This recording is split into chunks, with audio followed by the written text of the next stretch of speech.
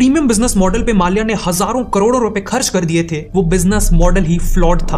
Also Kingfisher airlines का price पे कोई कंट्रोल ही नहीं था। कस्टमर्स लिटरली प्लेन की कटलरी चोरी कर लेते थे और उन्हें कोई नहीं रोकता था। मुंबई के क्रॉफोर्ड मार्केट में उनके लोगो वाली कटलरी सेल पे होती थी। साथ में फूड भी बहुत वेस्ट होता था और अनयूज्ड बेवरेज बॉटल्स को नेक्स्ट फ्लाइट में यूज करने के बजाय फेंक दिया जाता था। और फ्लाइट में इतने सारे फीचर्स ऐड करने के कारण फ्लाइट का वेट बढ़ गया था, जिससे प्लेन ज्यादा फ्यूल कंज्यूम कर रही थी। किंगफिशर एयरलाइंस जैसे तैसे सर्वाइव कर रही थी कि फिर आया 2008 का ग्लोबल इकोनॉमिक क्राइसिस, जिसने किंगफिशर एयरलाइंस की कमर तोड़ दी। इस क्राइसिस के चलते दो चीजें नेगेटिव हुई। सबसे पहले तो ट्रैवल करने वाले पैसेंजर्स में शार्प डिक्लाइन आया और दूसरा एविएशन फ्यूल प्राइसेस 23% से बढ़ गए। किंगफिशर के पास इस क्राइसिस को झेलने के लिए सफिशिएंट कैश रिजर्व्स नहीं थे, इसीलिए 2012 में उन्हें अपनी 32 प्लेन्स रिटर्न करनी पड़ी, क्योंकि वो उन प्लेन्स के लीज अमाउंट नहीं दे पा रहे थे। साथ में एयरलाइन के ऊपर ऑयल कंपनीज के 1000 करोड़ के ड्यूज पेंडिंग थे और महीनों से एयरलाइन ने पायलट्स और बाकी स्टाफ को पेमेंट्स तक नहीं की थी। 2012 के सेकंड हाफ में फंड की कमी के कारण किंगफिशर एयरलाइंस के कई प्लेन्स को ग्राउंड किया जाने लगा और हालत इतनी खराब हो चुकी थी कि बच्चे कुछ प्लेन्स को ऑपरेशनल रखने के लिए इन ग्राउंडेड प्लेन से पार्ट्स निकाल के यूज किए जाते थे। अल्टीमेटली अक्टूबर 2012 में किंगफिशर एयरलाइंस के ऑपरेशंस कंप्लीटली बंद हो गए और इस एयरलाइन का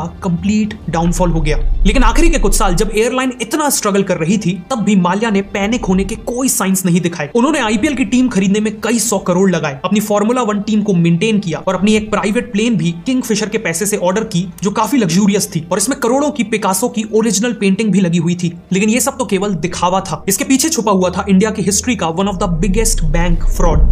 शुरुआत से ही किंगफिशर एयरलाइंस को चलाने के लिए और प्लेन्स को अक्वायर करने के लिए माल्या ने बैंकों से करोड़ों का लोन लिया था और 2009 आते आते एयरलाइन को फ्रेश लोन्स की जरूरत थी। ऐसे में माल्या ने आईडीबीआई बैंक को कॉर्पोरेट लोन के लिए अप्रोच किया। उस समय कंपनी की फाइनेंशियल हालत इतनी खराब थी कि कोई भी सेंसिबल बैंक उसे लोन नहीं देता। लेकिन एलिजिडली माल्या ने अपनी इन्फ्लुएंस का यूज किया और कुछ ही महीनों में आईडीबीआई से करीब 950 करोड़ का लोन प्रोसेस करवा लिया। ऑल्सो बैंक्स जब भी लोन देते हैं तो उसके बदले में कोलैटरल के तौर पर कुछ सॉलिड एसेट्स मांगते हैं, ताकि जरूरत पड़ने पर वो उन एसेट्स को बेच के अपने पैसे रिकवर कर सके। इंटरेस्टिंगली आईडीबीआई ने किंगफिशर के ब्रांड को ही मेन कोलेटरल की तरह एक्सेप्ट कर लिया। उन्होंने ग्रैंड